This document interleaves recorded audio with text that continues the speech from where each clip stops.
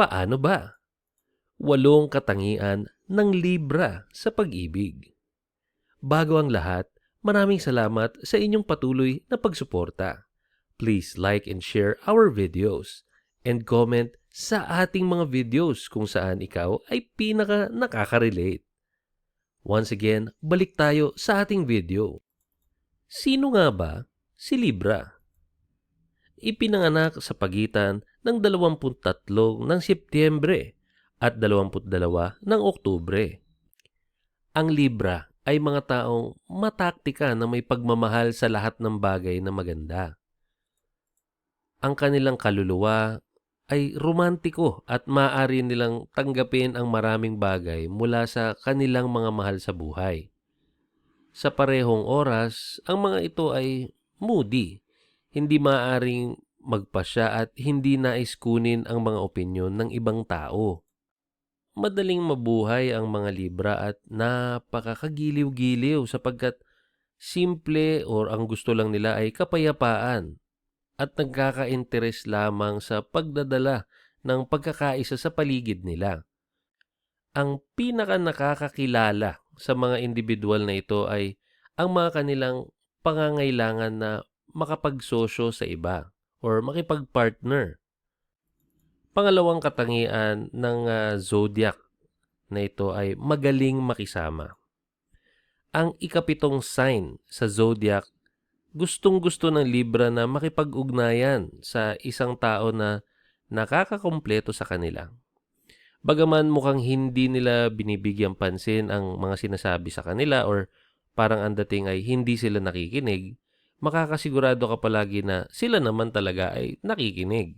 So kung kadalasan ay feeling mo na parang hindi sila masyado attentive sa'yo, hindi nagbibigay ng attention, well, merong mga bagay na akala natin minsan, ang assumption natin ay tama, pero madalas kabaliktaran.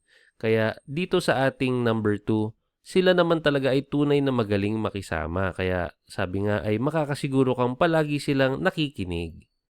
Karaniwan din silang nagmumula ng magagaling na mga ideya at pumukaw sa iba na sundin ang mga ito. May kakayahan silang magsalita. Magaling silang magsalita at maalindog. Sa bagay na ito, kadalasan sila ang nagiging leader. Sila ang nagbibigay ng mga ideas at nagbibigay ng mga konsepto sa mga bagay-bagay. At karaniwan silang inilalarawan bilang mababait at magaling makisama. Alam na alam nila kung paano makibagay at makitungo sa ibang tao. Diyan mo masasabi na magaling silang makipag-socialize.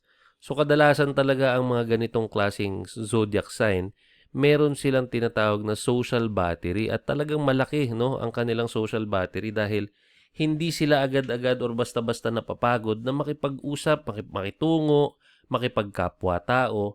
At madalas itong mga Libra ay sila ang pinapakinggan sapagkat magaling sila makipagtalastasan, magaling sila makipag-usap, alam nila yung mga salitang gagamitin nila. So, pagdating sa komunikasyon or sa mismong way kung paano ka makipag-communicate, sila ay medyo mataas ang kanilang level, no? Mataas ang kanilang antas. Okay, so sa ating number 3 naman, total usapang pagmamahal naman din talaga ito, no? Katangian ng isang zodiac sign na ito ay mapagmahal. Laging sinusubukan ng Libra na magdala ng kapayapaan at mapuot na mag-isa. So dito gusto talaga nila madalas ay peace, no? Talagang meron silang peace of mind, ika nga. Nangangahulugan ito na binibigyan nila ng mas maraming pansin ang kanilang pakikipagpartner or pakikipagsosyo at karaniwang nakikita ang kanilang sarili sa mga mata ng iba. So sa pagkakataon na ito, madalas nakikita nila yung sarili nila, no, sa ibang tao. Kumbaga, yung ugali nila ay nakikita nila sa ibang tao. Kaya mas nagiging at peace sila na maging partner yung tao na yun. Pero syempre, wag ka rin magugulat or wag kang magulat kung nahuhumaling sila sa balance o balanse at pakikibaka upang gawing symmetrical ang lahat. So, gusto talaga nila ay balanse as much as possible. So, ito ang mga totoong mandirigma para sa hustisya at napamahal na or mapagmahal sa pagkakapantay-pantay, yung equality na tinatawag. Ang mga karanasan lamang sa buhay ang magtuturo sa kanila na maraming tao or maraming nakapaligid ang hindi patas at maaring wala silang magawa tungkol dito. Sa mga bagay na ito is totoo naman na ang buhay talaga, ang gusto natin ay balanse, pero meron mga pagkakataon na ang mga nakapaligid sa atin ay hindi katulad natin na patas or hindi balanse gumalaw or kumilos. Palagi silang umiiwas sa alitan o away hanggat kayang iwasan. Meron silang pagkakahalintulad sa ugali rin ng cancer na ayaw nilang makipag-argumento, ayaw nilang makipagtalo, makipag-away. So kung meron kang gustong malaman tungkol sa zodiac sign na cancer, meron din tayong video na maaaring mapanood ninyo. So dito naman, balikan natin, no? Ito ay ayaw talaga nila kasi gusto talaga nila is yung meron silang peace, di ba? Gusto nila balance. So palaging gagamitin ng Libra ang kanilang diplomatikong paraan or pakikipag-usap upang maibigay ang kapayapaan sa kanilang kapaligiran. Pag sinabi nating diplomatiko, ito yung dating na parang professional yung dating, ika nga, nakikipag-usap, hindi dadalhin ang usapan sa isang bagay o sa isang pag-uusap na kung saan nagsisigawan na, nagkakaroon na ng pagtatalo. So hanggat kaya nilang gawing kalmado ang pag-uusap, doon sila mas interesadong dalhin yung conversation or yung pag-uusap. At dito nabibilang sila sa mga elemento ng air, no, ang ating Libra, at merong lugar sa pagitan ng Gemini at ng Aquarius na nangangahulugang gustong-gusto nilang pasiglahin mula sa isang intelektual na pananaw at napakatalino. Kasi itong mga zodiac sign na ito, talagang hindi sila basta na-entertain sa mababaw na usapan. So mas gusto nila yung mga matalinong usapan, yung mga pag-uusap or yung mga pinag-uusapan ay may sense, ika nga, no? Merong makabuluhan na dahilan para pag-usapan ng isang bagay. Sa ating number 4, mapagbigay at maparaan sila. Madali para sa kanila na maunawaan ang mga pananaw ng ibang tao at kadalasan nagpapasya silang gumawa ng kompromiso upang maayos ang kanilang mga relasyon. At hindi ito mangyayari lamang sa pag-ibig kundi pati na rin sa pakikipagkaibigan o sa lugar ng trabaho. Madalas sila rin ay nagiging napakaromantiko pagdating sa pag-ibig. Malawak din ang kanilang pangunawa. Mauunawaan nila ang mga kanilang kasintahan ay meron ding mga kahinaan at ilang negatibong ugali. So very understanding sila sa bagay na ito dahil ang expectation kagad nila sa kanilang iniirog o sa kanilang gustong tao ay alam nila na hindi ito perpekto. So wala silang expectation na sobrang taas na makakaapekto sa magiging mabubuong relasyon. Gayon din nagsusumikap sila upang kumita ng pera na kailangan nila upang makabili ng mga luho. Palaging magiging interesado sila sa ginagawa ng kanilang mga mahal sa buhay. Kadalasan ang mga taong ito ay interesado sa mga bagay na magbibigay sa kanila ng kasiyahan. At kaya naman ito rin ang dahilan kung bakit sila sobrang desidido at masipag pagdating sa kanilang hanap buhay. Number 5, sila ay idealistic. Idealistic ang mga Libra pagdating sa pag-ibig. Sila ay palaging nagpupumilit na gawin ang kanilang mga relasyon tulad sa kanilang mga pangarap.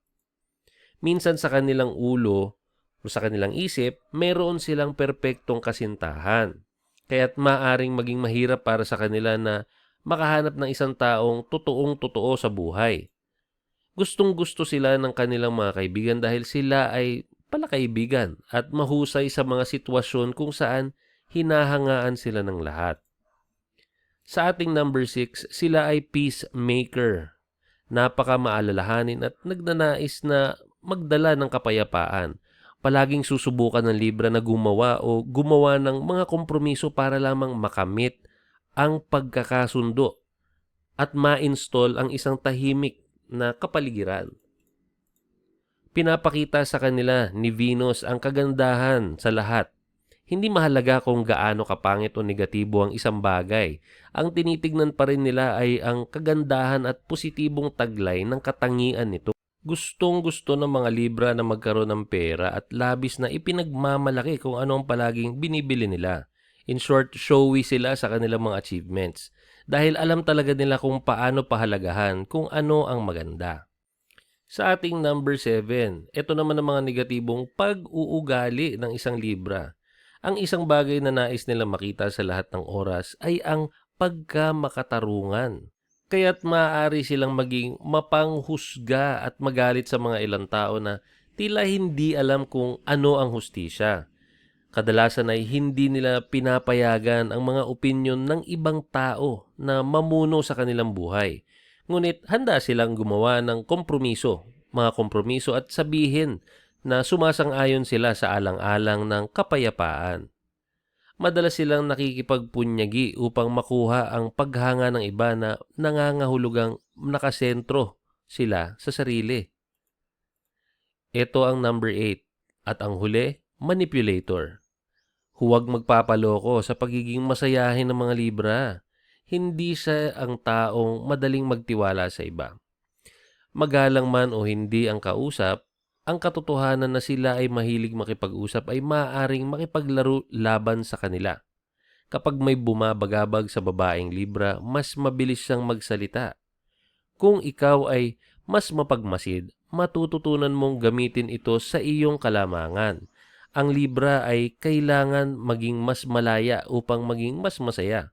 Hindi mo siya masyadong mapintasan dahil maaari kang masaktan. Maraming salamat sa panonood at muli po sa patuloy na pagsuporta. Comment ang inyong mga suggested topics. At muli, magkita-kita tayo sa mga susunod pang videos.